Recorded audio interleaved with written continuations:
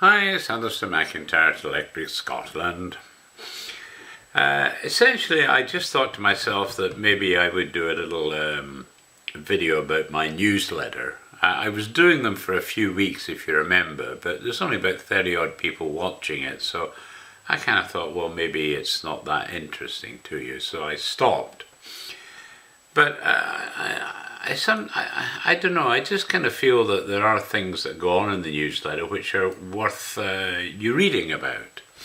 And so I thought I might start it again and see whether, in fact, it could actually be a useful tool for you. Let me start off by saying this is the newsletter for February the 9th, and this is 2018. Basically, I started talking about an interview I read. It was done on the Thursday the 1st of February 2018 with Jacob Rees-Mogg. Now, Jacob Rees-Mogg is basically for Brexit, so he's certainly supporting Brexit as a Conservative MP. He's being talked about as a possible replacement to Theresa May. Whether that would happen, I have no idea, but because it's been talked about and he's been quoted quite a lot in various newspaper articles and also on the news feeds and news sites like the BBC, etc. I just thought it'd be interesting for you to maybe watch that, because certainly when I watched it, I must confess I had a very favourable impression of him. And in fact, he raised a topic that I hadn't considered, and I haven't seen any discussion of it anywhere else, in that if we have a hard Brexit, they call it, which is simply coming completely out of the EU, the single market, the EEA, away from the European Court of Justice, just separating and dealing in WTO terms, what he's saying is that actually the people that will benefit the most from that are the poorest in our country. And he goes on to explain why that's the case and how the reductions in certain prices due to leaving the EU will have a disproportionate effect in favour of the poorest in our society. And considering that Labour and the SNP are all left-leaning, and they're the ones that seem to always say we must look after the poorest in our society, you thus wonder why they're against it. Is it because they're just saying they're for the backing the poorest, but the actual fact they're not? So, it just made me think, and because it was making me think, and I quite liked his replies to a whole range of questions, because the interviewer asked a lot of questions, but then it was thrown over to the meeting, and apparently there was that many people turned up at the university to hear his interview that they had to open a second room to let everyone come in. So clearly it was a popular interview that so many students turned up for the event. So anyway, what I've done is I've explained a bit about that and given you a link that you can watch on the website. It's about an hour-long interview, but I would say it's well worth you taking the time to watch that. Now, as you know, every week I'm covering the news that I get from various websites around the world. Certainly in Scotland and in Britain, and also foreign news services where applicable, because I read quite widely, trying to get ideas of how things are going in the world. And of course, there's people in Scotland don't really seem to have that much of a knowledge on what's happening in the bigger world. I'll sometimes bring you some comments on Germany or India or whatever. So anyway, off the stories I have for you this week, I'm bearing in mind that, that on my index page of electricscotland.com, if you scroll down a little, you'll see I've got a Scot news feed. And there's many more stories in that Scot news feed. And what I do is I take a selection of those and put them into the newsletter. So this week, the first story is, if civil servants want to play politics with Brexit, they must stand up and be held to account like politicians. The background to this is releasing recently some forecasts that if we leave the EU, we'll be billions worse off. And there's a series of articles came out as a result of that, which is saying that information was leaked by the civil service. And people are starting to wonder if the civil service, especially in the Treasury, are in fact very biased towards being anti-Brexit. And they're basically saying that civil service should be neutral. I mean, basically they serve their political master, and it's basically the minister that should be responsible. That means you can't criticise individual civil servants, you have to criticise the minister, and he will then do whatever he needs to do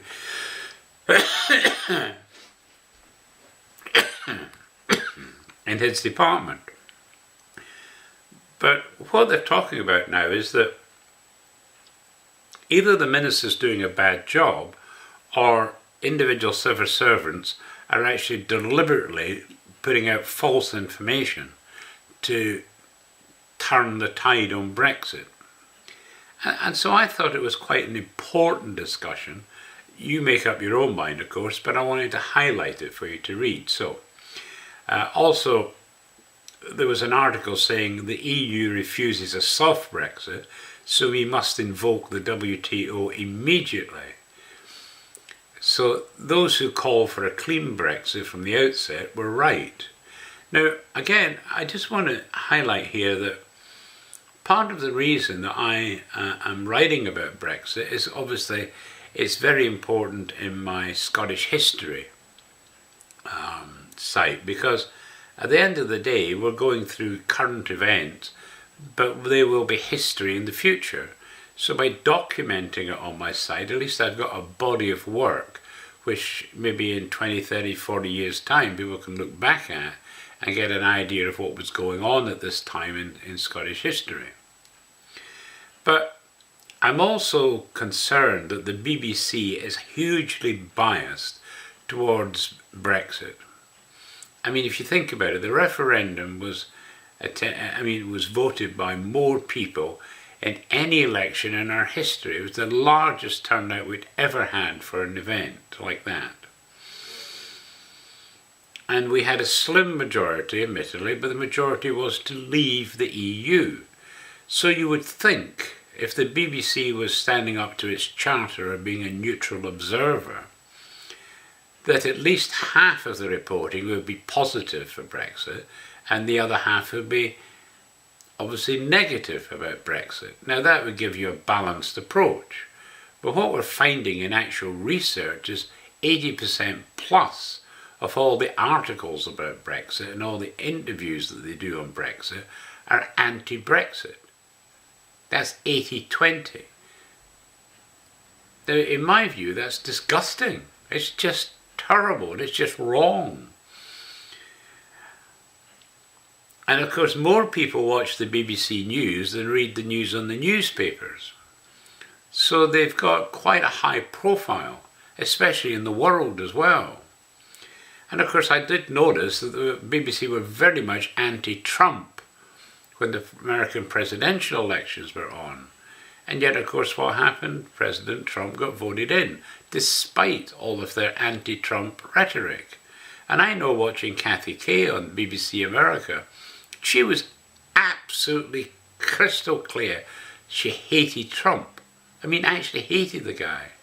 Everything she said was anti-Trump all the time. She should have resigned, to be honest. But unfortunately, while people like the BBC will call for the resignations of ministers, I mean, where did any of these news anchors offer to resign because they got things so wrong? So how can you even trust them now? Frankly, you can. They've lost the trust of an awful lot of people. So that's why because I admit I'm for hard Brexit. I just want us to leave and get on and deal with the world.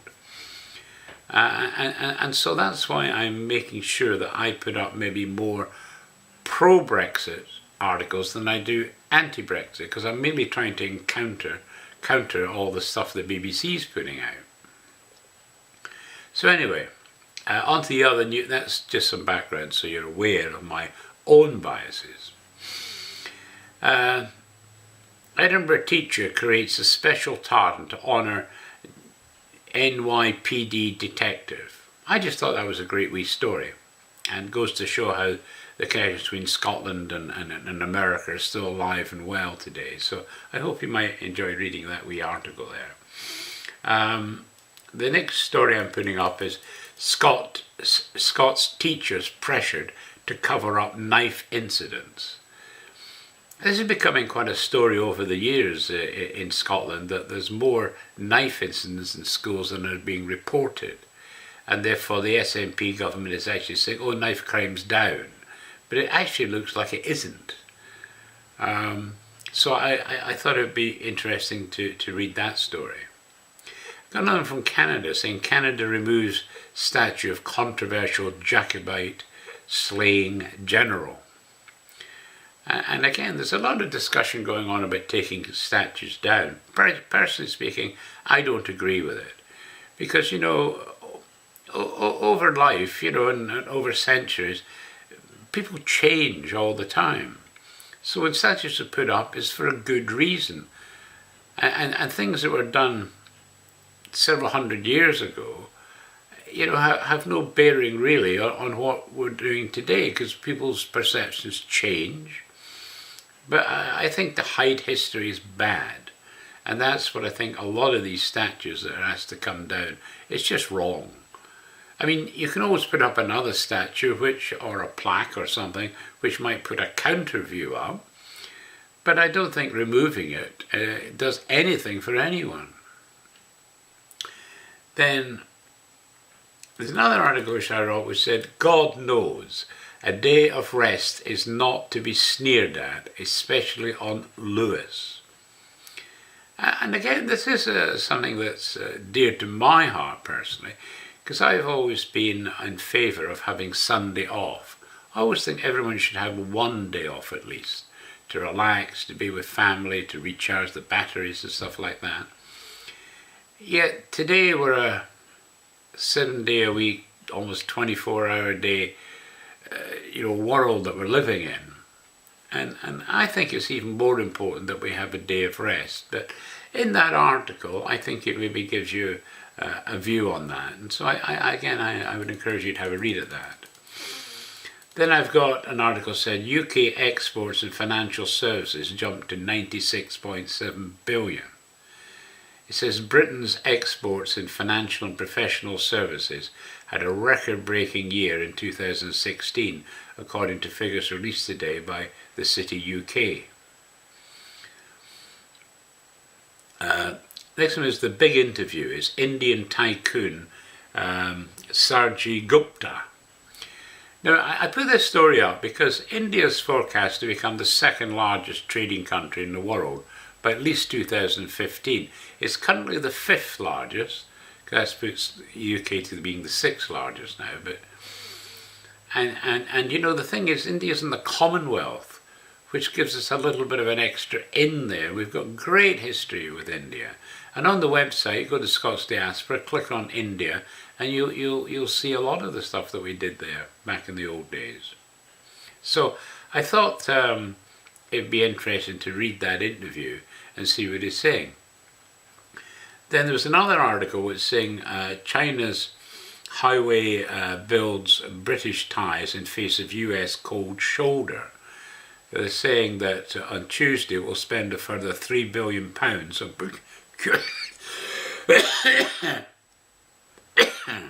on procurement in Britain. Again, it's basically as an alternative to the USA, where it believes it's getting a cold shoulder, basically.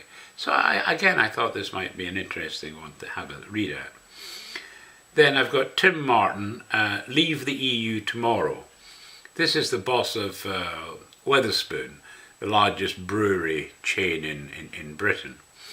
and he's giving his views on the EU. I mean, basically said his company's been largely unaffected by the referendum so far, but it's quite interesting to see his views on that. Then I have one and say Germany is the leading breaker of EU rules. I've always been very suspicious about Germany wanting to control Europe through the EU, and so I thought it was only right to highlight something like this, so you're aware that Germany isn't always, doing the right thing. Then there was another article that said, I had no idea my print was for Justin Timberlake. This is a Scottish-based artist who got the surprise of his career after Sunday's Super Bowl, thanks to Justin Timberlake. So again, a wee human interest story there. Then I got an article saying Ruth Davidson, that's the leader of the Conservative Party in Scotland, says it's the Scottish economy, stupid. The SNP's tax plan and management of the economy could see them thrown out of office, writes Ruth Davidson. I don't think that's likely, but nevertheless it's interesting to get a counter view. Then another one, a wee special interest one, is House Builder uncovers Iron Age chamber on Lewis. The 2,000-year-old underground chamber has been uncovered during work to build a house on the Isle of Lewis. Again, interesting wee story. And the final kind of news story is stop the meddling, cut VAT and provide the confidence to grow. This is an article by Think Scotland. It says few politicians understand the undercurrents of fiscal policy. They react largely to a public clamour about tax and spend, which interprets fiscal policy choices as levers to produce infrastructure results. So again, I just thought it was kind of an interesting article. Then we come to Stories for Electric Canadian. I'm putting up copies of the transactions of the Canadian Society of Civil Engineers. One thing I noticed getting them is that these actually volumes are getting quite large downloads.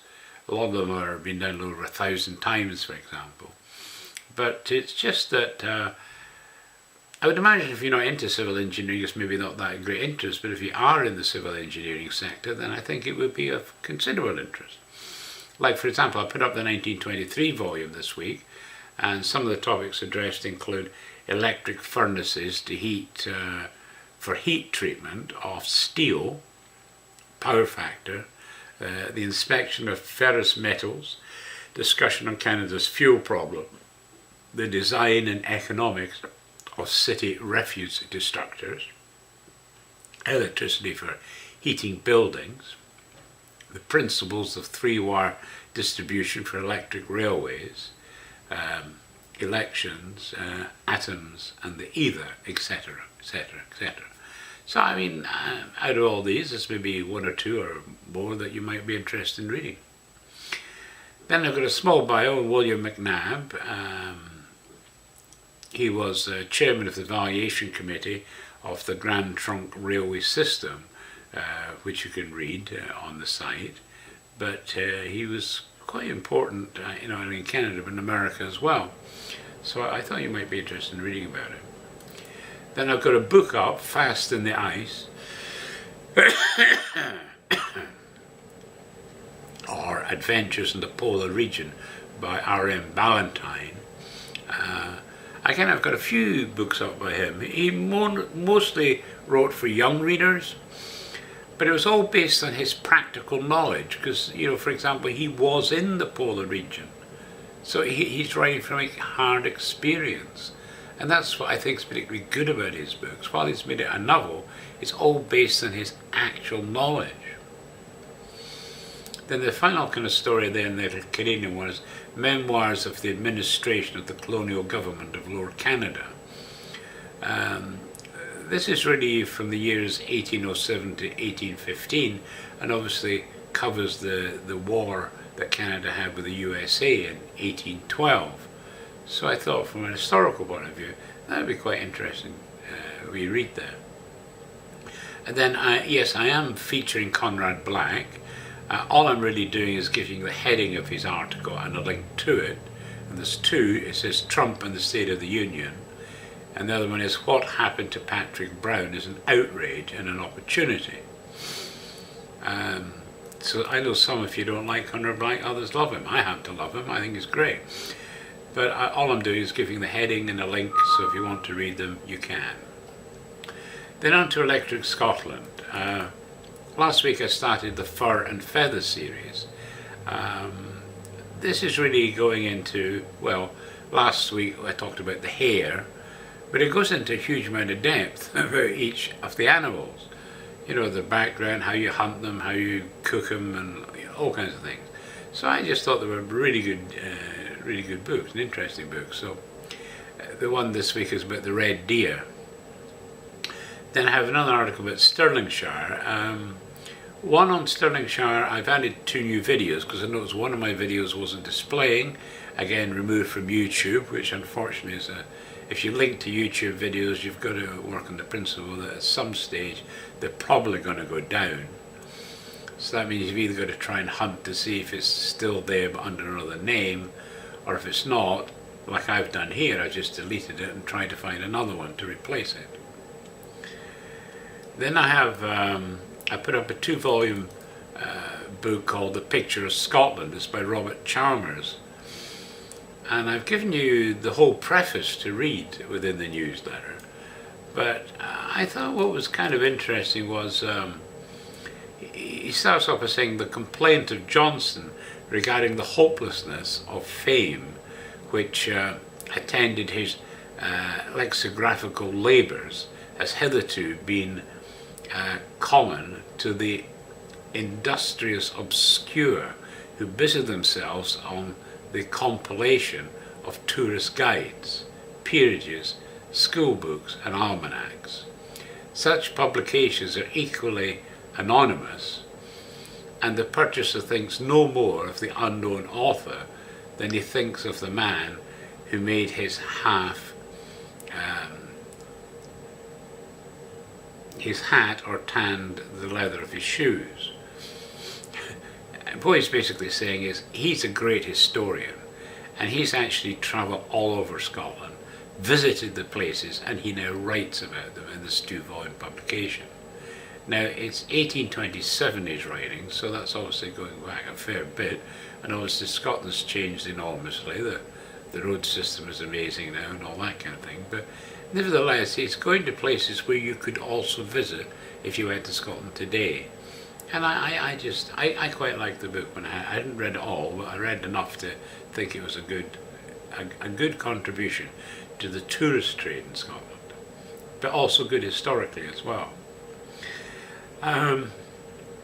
After that, the next one I put up is Buchanan's Popular Illustrative Guide to Strathenrick, Aberfoyle and District. Again, when I find books that I haven't come across before on areas of Scotland, I almost always will grab them and put them up on the site, because I think that's one of the great benefits, especially if you're into tourism or genealogy. If you're in genealogy and you find that one of your ancestors came from Aberfoyle, for example, then surely it makes sense to try and learn more about Aberfoyle, what went on in the days your ancestors might have been there. Next one is UK trade with the Commonwealth. Well, I've been fairly upbeat on reconnecting with the Commonwealth, especially after Brexit. And so I thought it was time we tried to find out more, and I have said that I will try and find out more about the Commonwealth. I've written to the Foreign Office and I've written to the Queen to see if I can get more information about our ties with the Commonwealth countries. If you go to the Commonwealth website, they'll tell you all about the country today, but they never make any mention of British involvement, and that's what I'm trying to find. It's a bit of history of the British involvement in all these Commonwealth countries, so we get a bit more of a picture. So that's my aim, which I will continue to work on this year. I've also got the life of General Sir Edward Bruce Hamley. This is in 2 volumes, so it's quite extensive. But essentially he was a British general and military writer and a Conservative politician as well. So again, he has connections with Cornwall and Shetland, funnily enough. These are the two routes that he has. So I thought again that, I mean, I love biographies, so I hope you might enjoy that. I've also got the EU is the continuation of Germany by other means. This is a video that I put up on the website, so I've always been very suspicious of Germany, the EU. I'm just being honest about that. I'm not against the German people per se, but the German government, I think, I don't know. I often think, having lost 2 world wars, they're trying to win a third one economically. So then I have another one, which is, again, this is in 2 volumes, The Court and Times of James I. It's actually come from a whole pile of letters and both public and private collections, and it gives a picture of him. Not flattering, to be honest, but nevertheless, but by reading them, it actually gives you a good feel historically of what was going on at that time. And there was a lot going on in the world at that time, which was being reported back by our ambassadors in foreign countries.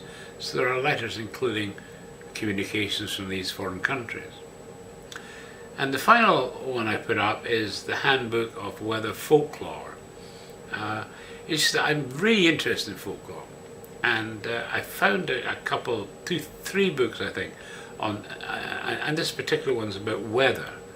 So, you know, like a red sky in the morning is a shipper's delight, that kind of, these wee quotes, and actually they're quite often correct.